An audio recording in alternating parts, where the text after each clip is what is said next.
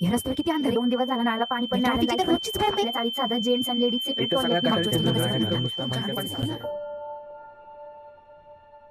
भलं वाटसा,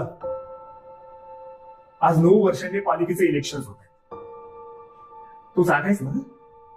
नाही, तुला माहित नसेल तर मी सांगतो, ऐक.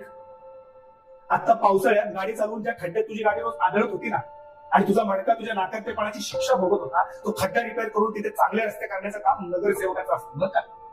तुमच्या परिसरात सीसीटीव्ही कॅमेरे बसवणं, एलईडी लाईट बसवणं, सार्वजनिक जिम तयार करण्यासाठी निधी मंजूर करून आणणं, गटारांची व्यवस्थापन, पाण्याची सोय आणि सार्वजनिक उतरायची व्यवस्था, हे सगळं करणं नगरसेवकाचंच काम असतं. असं तू म्हणशील, अरे आम्हाला सगळं माहिती आहे, तू परत परत तेच का सांगतोय? हो, मी परत परत तेच सांगतोय कारण संपूर्ण पावसाळ्यात खड्ड्यात धावलेला मतदार राजा आता किरकोळ पैशांसाठी स्वतःचं मत विकून होतोस.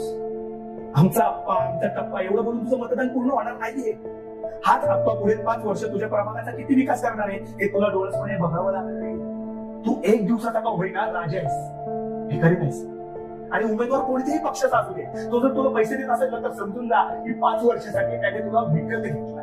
आणि आता शेवटचं पण महत्वाचं, आमदार खासदार यांच्यापेक्षाही नगरसेवक हा सामान्य माणसाच्या दृष्टीने महत्वाचा असतो. कारण नगरसेवक हा सामान्य माणसाच्या कनेक्ट मध्ये असतो मुळात.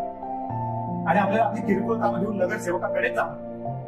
पुन्हा एकदा सांगतो, किरकोळ पैशासाठी स्वतःचं मौल्यवान मत विकू नकोस.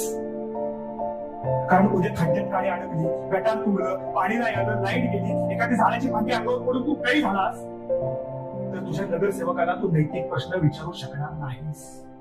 मतदार राजा आहेस, राजासारखाच मत.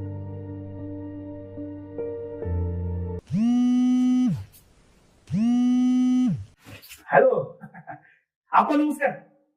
हा आप्पा, तुम्ही अजिबात काळजी करू नका. आमच्या घरातली सगळी मतं तुम्हालाच पाडणार आणि यावेळी सुद्धा तुम्हीच निवडून येणार. हा, भेटतो.